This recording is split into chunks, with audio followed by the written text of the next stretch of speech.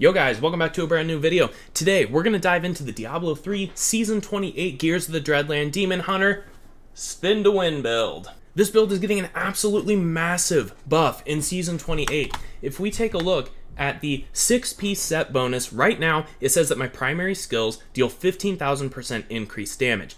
This is getting buffed to 28,500%. This effectively almost doubles the damage that we're getting from the 6-piece bonus, and so Gears of the Dreadland is going to be a phenomenal set for Paragon farming in Season 28. Let's start with the skills. This is going to be a cold damage build, and so we're going to go with Hungering Arrow with Devouring Arrow. We're also going to go ahead and take Strafe with Drifting Shadows so that we can keep up our movement speed. Next up is Fan of Knives with Bladed Armor. This is mostly just for survivability and is not going to be a great source of damage. For Smokescreen, I recommend going with Special Recipe so that we can keep our discipline costs down. If you can find a way to manage your discipline and perhaps pull off something like Displacement to gain additional move speed, I would say go for it, but generally it's a little too difficult to keep your discipline up for that, and so I recommend going with Special Recipe. So in order to keep up our discipline, we're going to be going with Preparation with Focus Mind. This is just going to give us additional discipline over 15 seconds. We're also stacking a fairly decent amount of cooldown reduction on this build. Not a ton, and we'll go over exactly how much you want,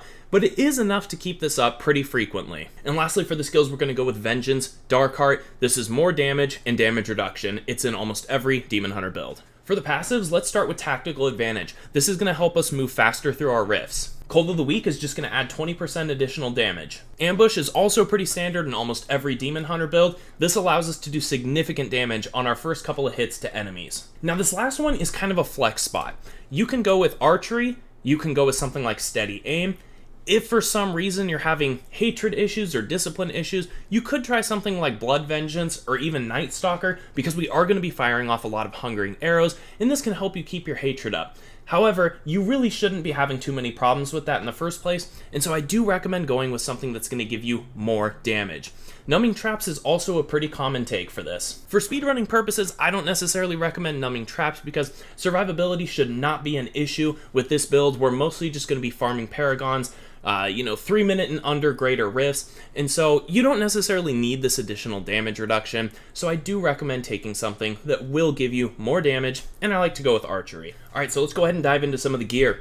For the helm, we're going to take the Gears of the Dreadlands helm. You want Dexterity, Vitality, Crit Chance, and the socket with a diamond in it. For the shoulder slot, Dexterity is good, Resist All Elements or Vitality is good. Personally, I would recommend area damage over this 15% life, and that you go with cooldown reduction. For the neck piece, this is what we're going to want. We're going to go with the Squirts necklace. You're going to want that cold damage, crit hit chance, crit hit damage, and a socket. For the gloves, we're going to go with Gears of the Dreadland. These are going to be the stats that you want. You want that dexterity, crit chance, crit damage, and area damage. If you can roll quadfecta gloves and lose the dexterity for cooldown reduction, that's fine too. On the chest piece, once again, Gears of the Dreadlands, you're going to want dexterity, vitality, all resist, 3 sockets, ideally with diamonds in them. If you want a little bit of extra damage, you can go with emeralds. For the wrist slot, we're going to go with Wraps of Clarity. You do want that cold damage, dexterity, vitality, crit chance. Make sure you have a good secondary roll for damage reduction. There's a huge difference between a 40% damage reduction and a 50%, so I would recommend taking lower primary rolls just to make sure that you're getting enough survivability. The belt is a pretty similar concept. You're going to want to go for that dexterity, vitality, all resist or percent life, and Hungering Arrow damage. Once again, that secondary stat is so important. The range on this one is 150 to 200% increased damage on your primary skills. So make sure that you are going for as high of a number on that secondary roll as you can. For the rings, we're going to be going with Focus and Restraint.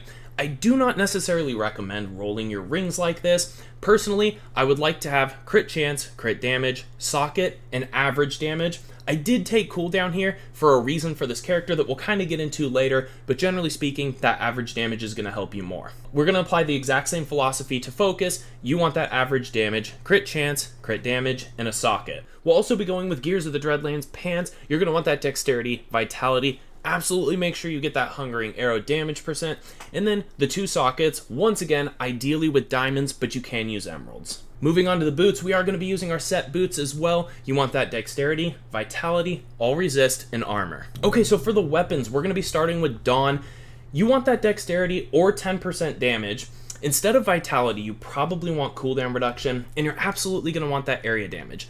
Once again, that secondary roll, I believe, goes from 50 to 65%. This is a huge difference, so make sure that you're rolling that secondary stat as high as you can so that you can stack less cooldown reduction on your character. For the Fortress Ballista, same exact thing. 10% damage or dexterity, cooldown, and area damage. Now, one thing that I do want to take note of before we dive into the cube is that a lot of people might be a little more inclined to use Vala's Bequest instead of Fortress Ballista. I'm going to do my best to explain why for speedrun purposes, you should not be using Vala's Bequest. There's a bit of a misconception about what Vala's Bequest does. A lot of people read this and think that when it says strafe projectiles pierce, they think that that means that their Hungering Arrow is now going to pierce and that they're going to do significantly more damage. That is not actually how Vala's Bequest works. This actually just makes the basic projectiles that we are shooting out when we strafe go through enemies. Now, the reason that people go with Vala's Bequest for pushing purposes is that the Hungering Arrow that's automatically firing out while we strafe has an internal cooldown. It will proc and shoot off another arrow when you make a connection with a strafe shot to an enemy and once the internal cooldown has reset. So when strafe projectiles are piercing through enemies, you're effectively just hitting more enemies with the strafe. This will naturally proc Hungering Arrows a little bit faster. Now when you're pushing, this adds up to a lot of damage, but when we're going through speed runs, we're just wrecking everything really quickly, and we're not too worried about getting those extra Hungering Arrows.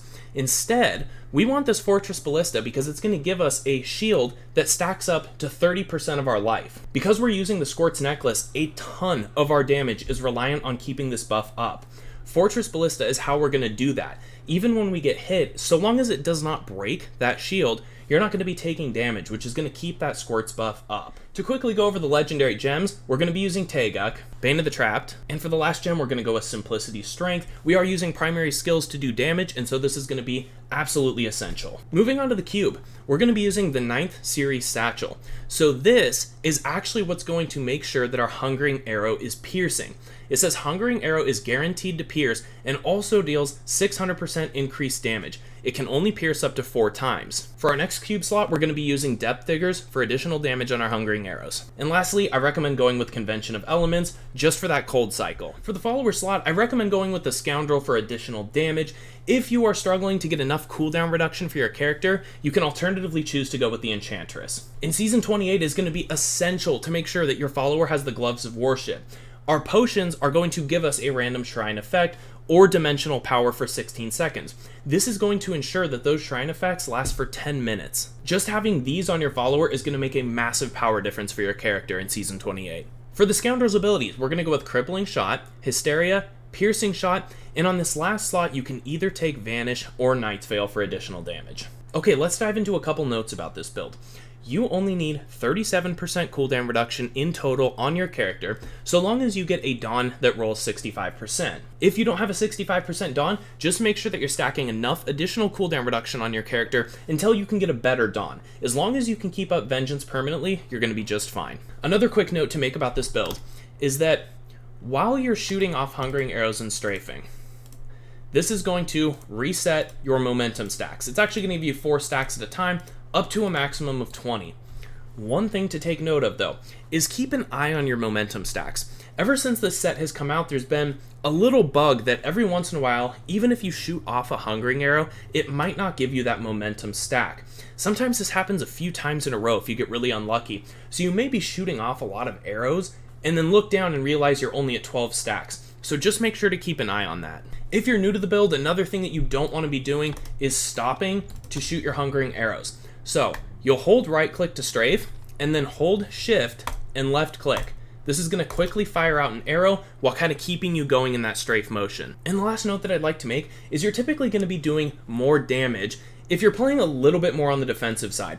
If you're getting reckless and you're losing your Fortress shield, you're going to take damage. That's going to take your Squirt's Necklace buff off, and you are going to lose a massive amount of damage. So just make sure that you're not getting too much in the action and losing your shield. Now the Fortress Ballista only gives us up to 30% of our maximum life as a shield. So just make sure that you have enough vitality on your character. It's okay to put some into Paragon points. You just want to make sure if that shield gets hit, that it's not necessarily getting wrecked every time and you end up taking damage. Having enough vitality to keep that shield up is ultimately going to lead to more damage as opposed to taking dexterity, losing that shield, and then losing your squirts buff. When it comes to how much life you have, I would recommend at least getting to 800,000. Going a little over that is not a big deal. Alrighty guys, well I hope that you enjoy the build. I'm going to go ahead and put up a speed GR110. Bear in mind that next season we are going to be so much stronger, and so a GR110 is going to be pretty low for this build next season. We're going to have so much additional power to be running much higher than that. On top of that, none of my gear is augmented for this set, and so I'm actually missing out on a ton of dexterity. I am going to keep my Paragon points in just to try to make it